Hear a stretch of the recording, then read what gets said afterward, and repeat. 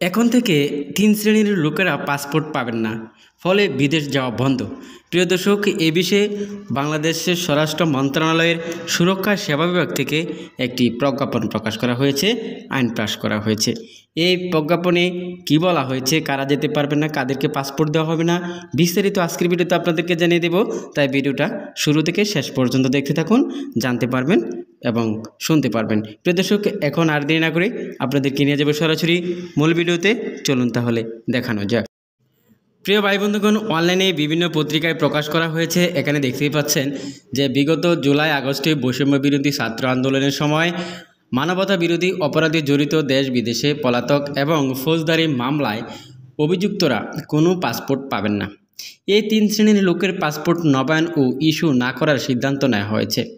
এরই মধ্যে তাদের তালিকা চেয়ে স্বরাষ্ট্র মন্ত্রণালয় থেকে আইন মন্ত্রণালয়, আন্তর্জাতিক অপরাধ ট্রাইব্যুনাল এবং সারা দেশের জেলা প্রশাসকের ডিসি কাছে আপনার চিঠি পাঠানো হয়েছে। স্বরাষ্ট্র মন্ত্রণালয়ের এক ঊর্ধ্বতন কর্মকর্তা এই চিঠি পাঠানোর সত্যতা নিশ্চিত করেছেন। তিনি জানিয়েছেন, এটা আইনশৃঙ্খলা সংক্রান্ত কোর কমিটির সবার সিদ্ধান্ত। সংশ্লিষ্ট সূত্রে জানা গেছে, গত ৪ মে স্বরাষ্ট্র উপদেষ্টা লেফটেন্যান্ট জেনারেল অবসরপ্রাপ্ত মোহাম্মদ জাহাঙ্গীর আলম চৌধুরীর সভাপতিত্বে আইনশৃঙ্খলা সংক্রান্ত কোর কমিটির সভায় ওই ৩ শ্রেণীর লোকের পাসপোর্ট নবায়ন ও ইস্যু না করার সিদ্ধান্ত আসে। এরপর এই ৩ শ্রেণীর লোকের তালিকা চেয়ে স্বরাষ্ট্র মন্ত্রণালয়ের সুরক্ষা সেবা বিভাগ থেকে চিঠি ইস্যু করা হয়। গত ২২ মে এই চিঠি আইন মন্ত্রণালয়ে পৌঁছেছে। চিঠিতে জরুরি ভিত্তিতে এই ৩ শ্রেণীর লোকের তালিকা পাঠানোর অনুরোধ জানানো হয়েছে। এছাড়া তালিকা চেয়ে আন্তর্জাতিক অপরাধ ট্রাইব্যুনাল এবং সারা দেশের ডিসির কাছেও চিঠি পাঠানো হয়েছে।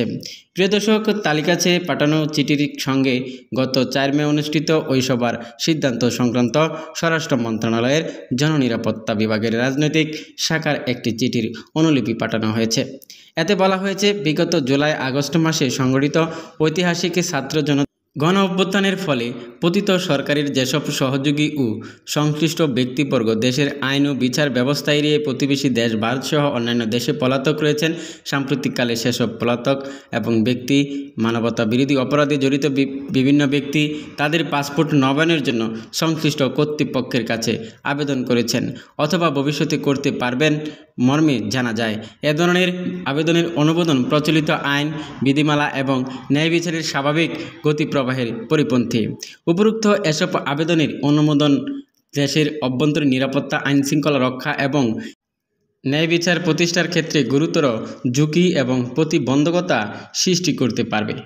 প্রিয় দর্শক, চিঠিতে আরও কোর কমিটির সবার সিদ্ধান্ত অনুযায়ী মানবতা বিরোধী অপরাধে অভিযুক্ত ব্যক্তিদের নামের তালিকা আন্তর্জাতিক অপরাধ ট্রাইব্যুনাল থেকে এবং দেশ বিদেশে পলাতক ও ফৌজদারি মামলায় অভিযুক্ত অন্যদের নামের তালিকা আইন ও বিচার সংসদ বিষয়ক মন্ত্রণালয় থেকে সংগ্রহ করে সংশ্লিষ্ট সব দূতাবাস বা মিশনে পাঠিয়ে তাদের পাসপোর্ট নবায়ন, রোধ বা বাতিল বা নতুন পাসপোর্ট প্রদান বন্ধ রাখার বিষয়ে প্রয়োজনীয় ব্যবস্থা নিতে বলা হয়েছে। তালিকা চেয়ে ডিসির কাছে চিঠি পাঠানোর বিষয়টি নিশ্চিত করে স্বরাষ্ট্র মন্ত্রণালয়ের একজন কর্মকর্তা জানান, জেলা প্রশাসকের কাছেও এ ধরনের লোকদের তালিকা থাকে, যাতে করে কেউ এড়িয়ে না যায়। সেজন্য ডিসিদের কাছেও তালিকা চাওয়া হয়েছে।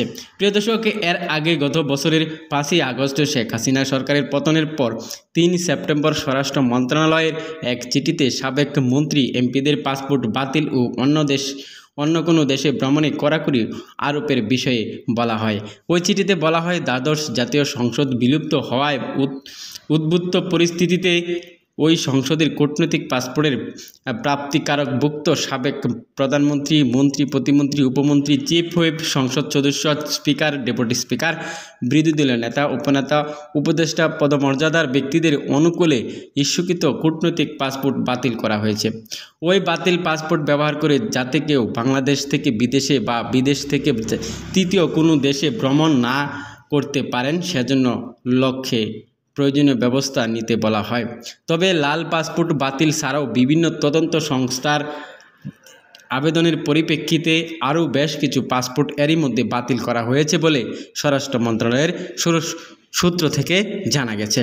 এবার পাসপোর্ট নবায়ন ও ইস্যু না করার জন্য নতুন সিদ্ধান্ত নেওয়া হয়েছে। প্রিয় দর্শক, আশা করি আপনারা বুঝতে পেরে গেছেন। যদি কেউ বুঝতে না পারেন, এই ভিডিওতে আপনাদের এই লেখাগুলো দেওয়া আছে, আপনারা পড়ে নিতে পারেন। তবে আপনারা কারা কারা পাসপোর্ট পাবেন না এখানে লেখাই আছে। তবে আজকের এই ভিডিওটা যদি কোনো রকম কাজে লাগে, ভিডিওটা সবার মাঝে শেয়ার করে দিবেন এবং চ্যানেলটি সাবস্ক্রাইব করে সঙ্গেই থাকবেন এরকম ভিডিও পাওয়ার জন্য। সো আজকে এখানে শেষ করছি। সবাইকে ধন্যবাদ জানিয়ে আসসালামু আলাইকুম।